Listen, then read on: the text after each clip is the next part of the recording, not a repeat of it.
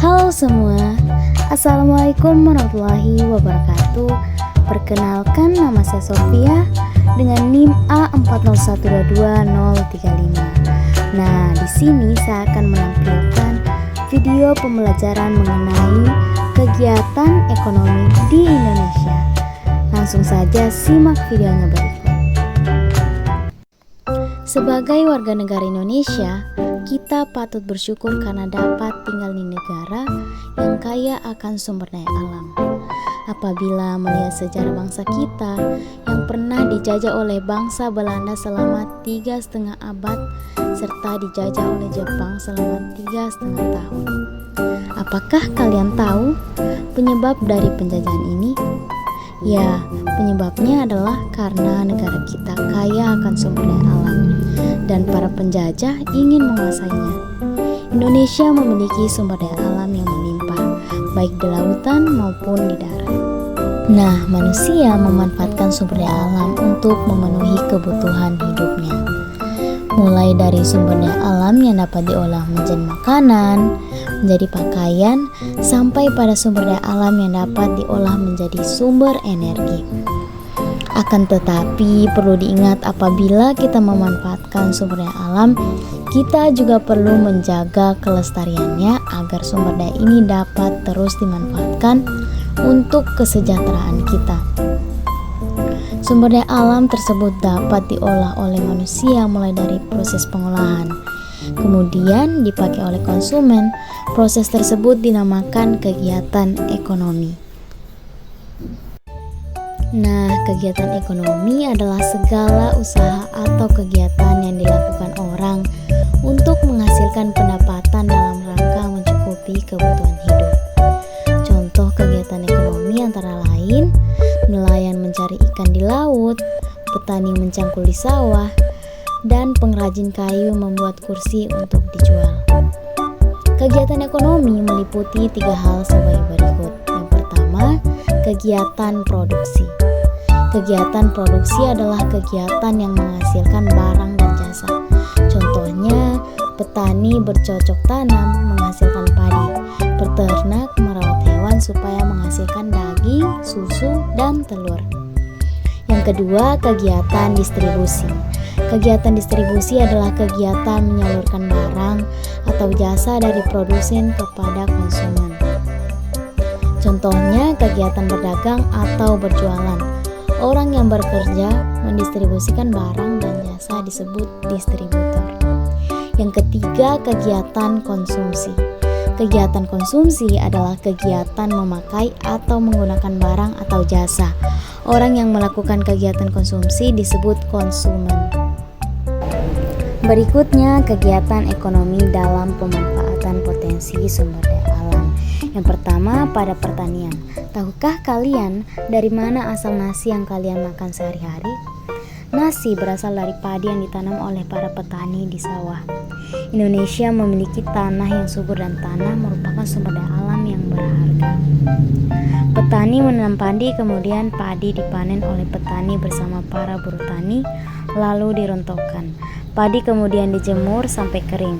Setelah kering, padi diselep atau digiling untuk memisahkan isi dari kulitnya. Proses ini menghasilkan beras. Beras kemudian dijual ke pedagang dan dibeli ibu kalian untuk dimasak sebagai makanan kalian. Yang kedua, pada perkebunan.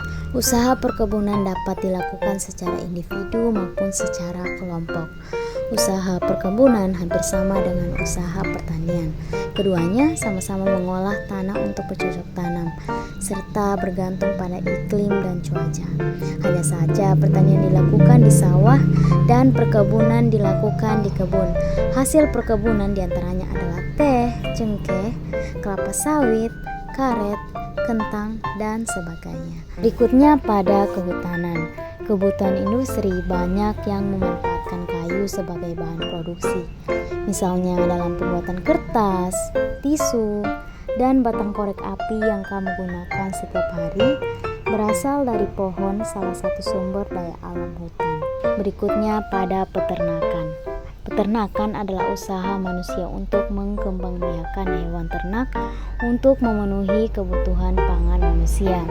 Manfaat yang dapat diambil dari hewan ternak adalah daging hewan, susu hewan, dan telur hewan.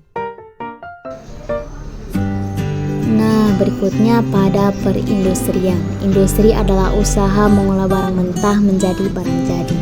Kegiatan industri dapat dilakukan secara perorangan maupun secara massal, serta dapat dilakukan di rumah dan dapat dilakukan di pabrik. Industri yang dilakukan di rumah disebut sebagai industri rumah tangga. Biasanya menghasilkan barang-barang yang dihasilkan sedikit jumlahnya. Industri rumah tangga dapat menghasilkan meja, kursi, celana, baju, dan sebagainya. Sedangkan kegiatan industri di pabrik dapat menghasilkan lebih banyak barang yang beragam, seperti kertas, minuman kaleng, mie instan, kendaraan bermotor, benang, dan sebagainya. Nah, berikutnya pada pertambangan. Tanah Indonesia selain subur, juga terdapat kandungan barang-barang tambang. Usaha pertambangan di Indonesia berkembang cukup baik. Usaha pertambangan merupakan upaya untuk mengambil sumber daya alam yang berada di perut bumi. Banyak kandungan tambang yang terdapat dalam perut bumi, diantaranya ada batu bara, gas bumi, logam, emas, minyak bumi, dan sebagainya. Nah, berikutnya perairan. Negara kita 70% wilayahnya merupakan perairan atau lautan. Jadi, tidak diragukan lagi apabila kita memiliki sumber daya laut yang besar. Banyak hasil laut yang bernilai ekonomi, terutama perikanan. Nah, yang terakhir, pariwisata. Selain diolah untuk kebutuhan sehari-hari, sumber daya alam juga dapat dimanfaatkan sebagai destinasi wisata. Seiring kemajuan zaman, kebutuhan akan wisata seolah-olah menjadi kebutuhan utama manusia. Indonesia memiliki kondisi alam yang sangat indah, mulai dari gunung, pantai, laut, danau, dan sebagainya. Menjadikan tempat-tempat tersebut sebagai destinasi wisata merupakan salah satu cara untuk meningkatkan perekonomian bagi kesejahteraan manusia. Baik, itu saja video pembelajaran dari saya.